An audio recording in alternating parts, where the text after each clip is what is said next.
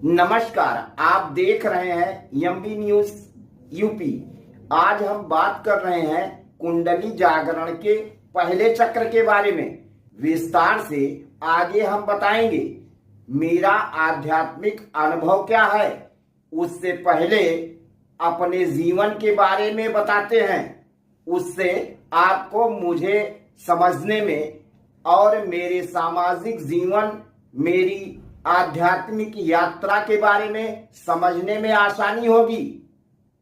मर्यादा पुरुषोत्तम भगवान राम की नगरी अयोध्या जनपद के विकास खंड मया के मया भीखी गांव में मेरे बाबा स्मृति शेष राम किशोर सिंह स्वतंत्रता संग्राम सेनानी, जिन्हें लोग पुजारी के नाम से भी जानते थे, जिनके ज्येष्ठ पुत्र मेरे पिताजी स्मृति शेष, वरिष्ठ पत्रकार राघवेंद्र सिंह, जिन्हें लोग पंजाबी सिंह के नाम से भी जानते थे, माता सन्नव सिंह गृहिणी के घर 13 सितंबर 1975 को ज्येष्ठ पुत्र के रूप में मूल नक्षत्र शनिवार के दिन शरीर रूपी काया लेकर मैं आया। जन्म के 1.5 वर्ष पर ही मैं अपने ननिहाल नाना स्मृति शेष इंद्र बहादुर सिंह के घर सोहना, उस समय वस्ती जनपद में था, अब नया जनपद सिद्धार्थ नगर बन गया है। मनोज मामा हमारे घर आए थे, मैं उनके साथ जाने के लिए जिद करने लगा, फिर वह मुझे अपने साथ ले गए। 8 दिनों बाद मेरी मम्मी ननिहाल पहुंची। इसके बाद बाल्य अवस्था ननिहाल में ही बीता, जहां पर मेरा पालन पोषण मेरी मौसी शशि प्रभा सिंह ने किया। जैसे भगवान श्री कृष्ण की 2 माताएं थीं, एक ने जन्म दिया तो दूसरी ने लालन पालन और प्रारंभिक शिक्षा दी, जिन्हें मैं प्रथम गुरु मानता हूं। अगले एपिसोड में बताएंगे मैंने 7 गुरुओं को आत्मसात किया है, उनके बारे में। अब हम मूल विषय में आते हैं।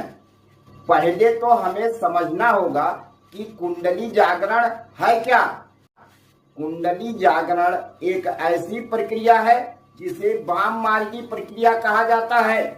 मैंने इससे पहले के एपिसोड में यह बताया है कि दक्षिण मार्गी और वाम मार्गी क्या है, आप उसे देख सकते हैं।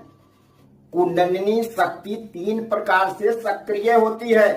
अगर व्यक्ति पूर्व जन्म में साधना की थी या मां के गर्भ में आने पर ही देव कृपा से परिपूर्ण होकर इस चराचर जगत में विश्व के किसी कोने में जन्म ले और चेतन मन जागृत अवस्था में हो, ऐसी स्थिति को समझने के लिए हमारी स्क्रीन पर जो छायाचित्र दिख रहा है, आज से लगभग 500 से अधिक ईसा पूर्व हिमालय की तलहटी के ठीक नीचे एक छोटे से राज्य लुम्बिनी के प्रसिद्ध जंगल में जन्म लिया।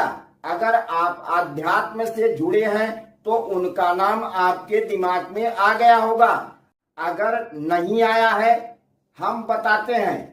उन्हें जन्म के बाद सिद्धार्थ के नाम से, बाद में गौतम बुद्ध, भगवान बुद्ध के नाम से जाना गया।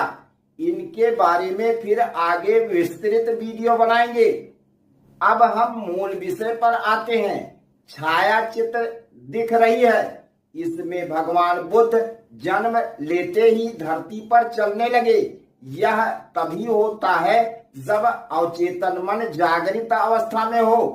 वहीं हम और आपने जन्म लिया तो हमारे माता पिता ने हमारे अवचेतन मन को चलने के लिए प्रेरित किया, और जब अवचेतन मन ने इस प्रक्रिया को रिसीव कर लिया तो हम चलने लगे। इस छायाचित्र पर मैंने चिंतन मनन किया है। आगे कुंडलिनी शक्ति सक्रिय होने का दूसरा मार्ग है कि देवी देवताओं के महामंत्र का जप निष्ठा पूर्वक समर्पण भाव से करने पर, जो मेरा व्यक्तिगत अनुभव है।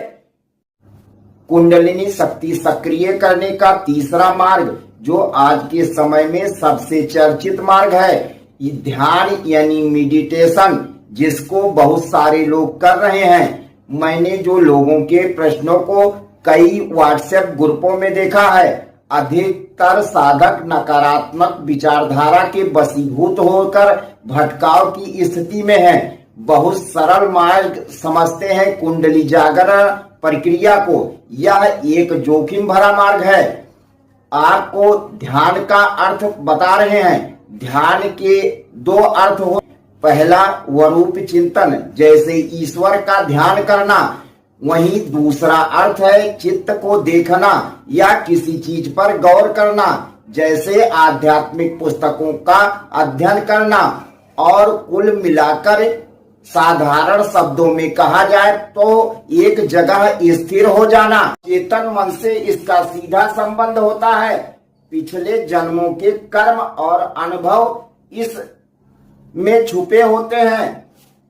कर्म सिद्धांत के अनुसार यह चक्र प्राणी के पूर्व जन्मों के कार्य या भाग तकदीर कहा जा सकता है, जिसको सक्रिय रहने से ऐसी स्थिति बनती है जो हम अपने साथ लेकर इस धरती पर आते हैं। मूलाधार चक्र जागृत होने से कोई सिद्धि नहीं मिलती है। जैसे वृक्षों में जड़, वैसे ही हमारे शरीर में मूलाधार चक्र, जिसे जड़ और नींव समझ सकते हैं। हमारे शरीर में 7 प्रकार के 7 चक्र होते हैं। एक चक्र में सहस्त्र प्रकार की शक्तियां और अनेक प्रकार के अनुभव छुपे हैं, जिन्हें शब्दों में वर्णित करना बहुत कठिन काम है। यदि साधक इस शक्तियों को जागृत कर ले तो उसका जीवन बदलने लगता है। जैसे मेरे जीवन में बहुत सारे परिवर्तन हुए हैं और यह संपूर्ण ब्रह्मांड को संचालित करने वाली ऊर्जा शक्ति मनुष्य के शरीर में धीरे धीरे उतरने लगती है और साधक विराट अस्तित्व से जुड़कर उसका स्वामी बनने लगता है।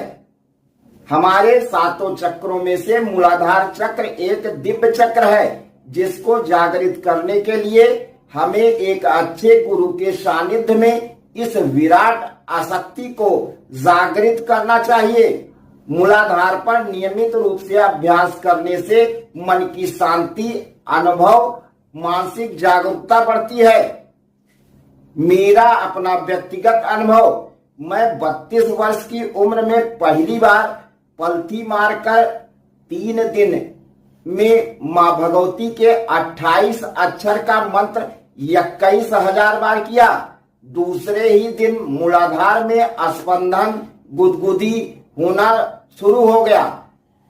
दूसरा चक्र स्वादिष्ठान के स्थान पर वाइब्रेशन, गर्माहट, रीढ़ की हड्डी में बहुत तेज दर्द होने लगा, जिसको मैं उस समय नहीं जानता था। मूलाधार चक्र पर पुनः स्पंदन, सुई चुभोने जैसा तब महसूस होता है जब थर्ड आई यानी तीसरी आंख खुलने के अंतिम पड़ाव पर होती है। आपको बता दें कि पीठ के निचले हिस्से में और जांघ के ऊपर की मांसपेशियां होती हैं, वहां पर बहुत तेज वाइब्रेशन होता है। लाल लाल नसें दिखने लगती हैं और पूरी तरह आनंद में चले जाते हैं। यह ध्यान में बैठने पर सोते समय तुरिया अवस्था में अनुभूति होती है।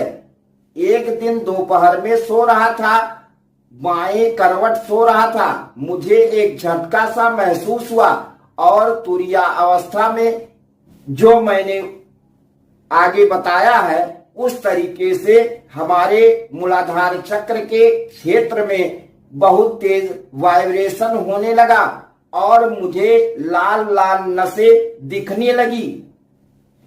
वीडियो बहुत लंबा हो रहा है, फिर मिलते हैं। मैं आध्यात्मिक बातें और मेरा आध्यात्मिक अनुभव प्रत्येक एपिसोड में दिखाएंगे एमबी न्यूज यूपी पर। चैनल को सब्सक्राइब करें ताकि आने वाला एपिसोड आप तक पहुंचे सबसे पहले। जय हो गुरु ऋषि दुर्वासा की, माँ सोरसी, माँ बंगलामुखी, शिव शंकर महादेव की कृपा आप सभी पर बनी रहे। जय माई की।